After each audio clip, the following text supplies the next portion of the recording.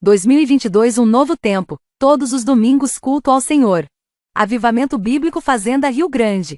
Rua Rio da Várzea 248, esquina com Rio Passaúna, Fazenda Rio Grande, Paraná. Todas as segundas e sextas das 17 horas às 17h45. Estamos na Rádio Fazenda FM 87,9 no espaço do programa Nova Vida. Glória a Deus. Você pode fechar os teus olhos assim como você está. Deus poderoso, Cordeiro Santo de Israel. Obrigado, Senhor, por esse tempo de nós estarmos aqui diante da Sua palavra, diante do Senhor, diante da Sua presença, que é notória neste lugar. Aleluia, aleluia. Você pode estar assentado, querido. Glória a Deus, glória a Deus. Para que a gente possa contextualizar um pouco disso que nós estamos vivendo nesse dia, o pastor Leandro fez algumas menções aqui no início do culto, mas no capítulo 12 de Êxodo, a Bíblia vai narrar um momento onde um povo gerado, um povo chamado pelo Senhor para ser o seu povo, onde Deus chama Abraão e diz assim: por meio de você, todas as famílias da terra vão ser abençoadas. E aí então Abraão começa um chamado. Ele inicia então por obediência, uma peregrinação, gera Isaque, filho de uma promessa de descendência extremamente numerosa, vem Jacó. E aí surge uma situação naquela época, onde José vai para o Egito, onde vocês conhecem muito bem a história. José se torna lá o governo daquele lugar.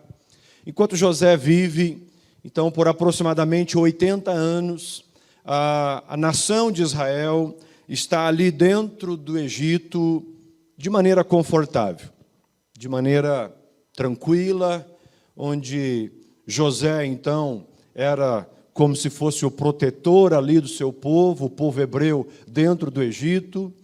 Mas a Bíblia diz que com 110 anos, José chama então os seus irmãos, fazem os seus irmãos jurarem que Deus haveria de visitá-los. E o livro de Gênesis termina com a morte de José, fazendo os seus irmãos prometerem a ele o seguinte: certamente Deus vos visitará, não me enterrem aqui. E aí então Deus começa uma ação sobre aquela nação. E eu gostaria que você tivesse em mente uma coisa: o céu, mesmo que Deus seja soberano, mesmo que Deus esteja no governo de tudo, e Ele é o Todo-Poderoso, o El Shaddai, as ações de Deus, quis Deus assim, elas acontecem, os céus se manifestam quando nós, seus filhos, agem, se manifestam. E a Bíblia vai dizer então que Deus chama Moisés, e a conversa de Deus com Moisés é o seguinte: eu estou ouvindo o clamor do meu povo. Ou seja, há um clamor no povo, então os céus se manifestam. E Deus então vem visitá-los. E aí chama Moisés, e Moisés então começa um processo ali. Começa um processo de conversas, entre aspas, de negociação com Faraó. E eu gostaria que você tivesse um entendimento de que quando a Bíblia fala de Egito, está falando de mundo. É uma tipologia de mundo. Quando a Bíblia fala de Faraó, é uma tipologia do diabo, do inimigo. E então, mas o povo de Deus está ali, dentro do Egito, que dá para a gente aqui, entre aspas, pensar no mundo. Mas Deus então está ali se manifestando por meio da vida de Moisés, dizendo para Faraó: libera o meu povo, para que o meu povo vá celebrar uma festa no deserto. Então, comece ali então, e Faraó vai endurecendo o coração. E aí então vem 10 pragas sobre aquele povo, e a 10ª praga, ou seja, o desfecho desse momento tão terrível para a nação do Egito, que ela é tratada por Deus, ela é castigada por Deus, vem com algo que Deus pede para Moisés. Que Moisés, então, estivesse trazendo essa noção àquele povo.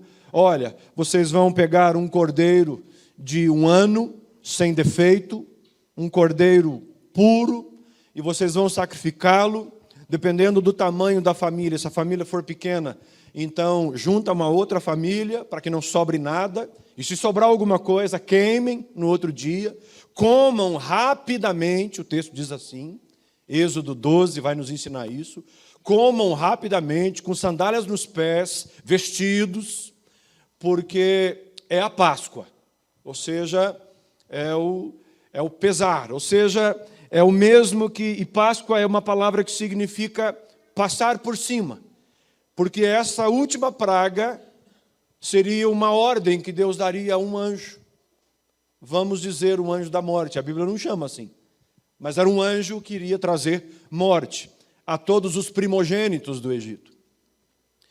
Irmão, eu gostaria que você imaginasse, eu sei que a sua imaginação é muito fértil, que você pensasse, por exemplo, fazendo a Rio Grande, numa noite onde todos os lares tenham um velório. Dá para pensar um negócio desse? Onde basicamente todos os lares têm a morte de um primogênito. Inclusive a Bíblia diz que até os primogênitos dos animais morreram. Então havia muito choro, havia muito pranto naquele lugar, em uma nação inteira no Egito. Mas a ordem do Senhor, que é a Páscoa, é que o sangue desse cordeiro fosse passado nas vergas das portas e nos umbrais. Umbrais significa as laterais da porta. Vergas, a parte de cima. Na nossa realidade de língua aqui, no caixilho das portas. Né? E aí, então passaram o sangue daquele sacrifício nesse lugar, ou seja, um ambiente protegido pelo Senhor. Protegido porque aquele sacrifício, ele estava significando.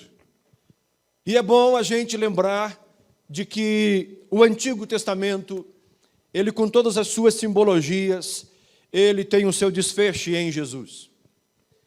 E aí então, acontece isso tudo, e aí então, aquele povo, eles começam a experimentar dessa libertação. E aí Deus estabelece para aquele povo que aquela festa seria perpétua, seria para sempre. Sabe por quê, irmãos, que Deus pede algumas festas desse tipo para os seus filhos?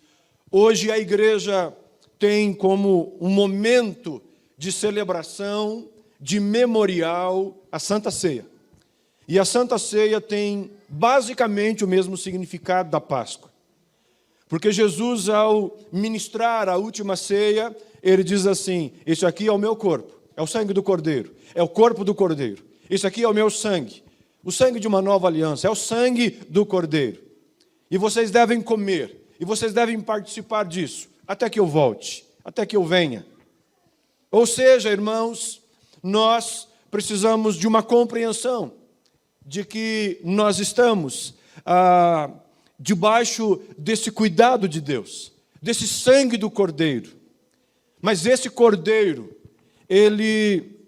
que lá na Páscoa original, lá em Êxodo 12, é o início de tudo isso, ele tem então o seu ápice com a Páscoa em Jesus, onde nós, nele, temos vida.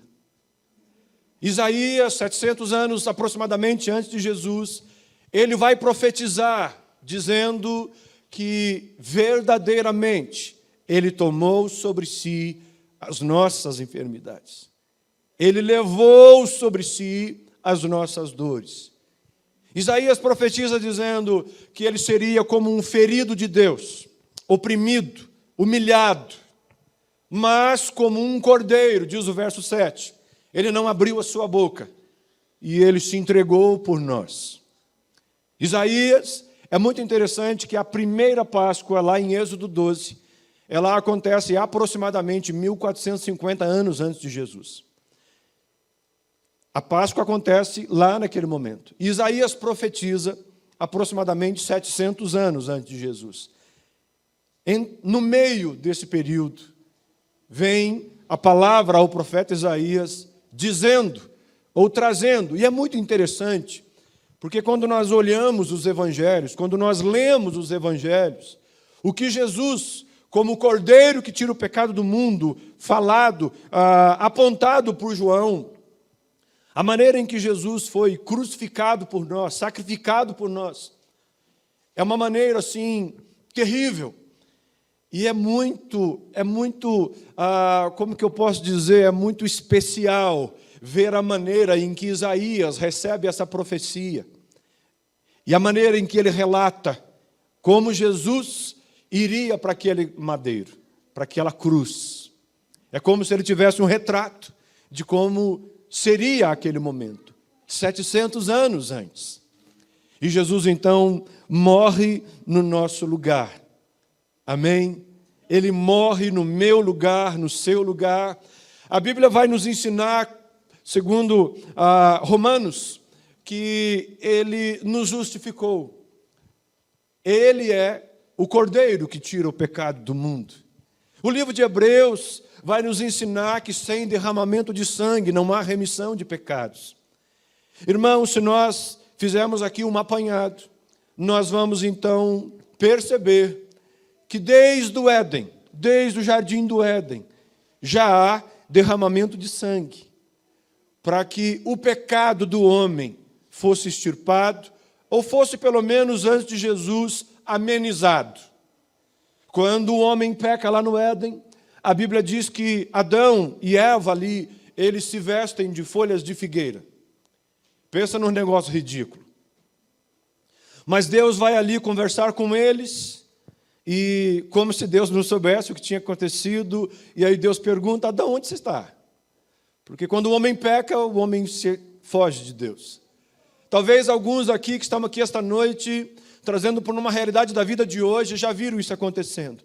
Quando você percebe um crente, quando você percebe um cristão se afastando,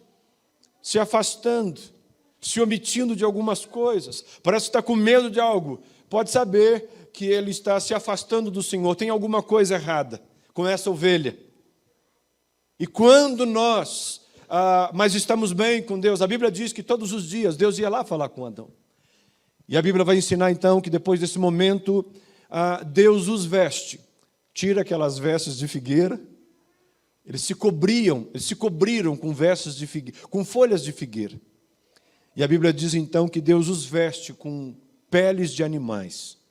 Não há como tirar pele de animal sem matá-lo. Então, desde o Éden, já há derramamento de sangue. Desde o jardim do Éden. E o livro de Hebreus vai ensinar uma coisa muito interessante. O Novo Testamento, por meio de quem escreve Hebreus, vai dizer que sem derramamento de sangue não há remissão de pecados e que Jesus é o sacrifício de uma vez por todas. Irmãos, o povo judeu, quando Jesus veio, há aproximadamente 2000 anos atrás, eles não creram que Jesus era o Messias.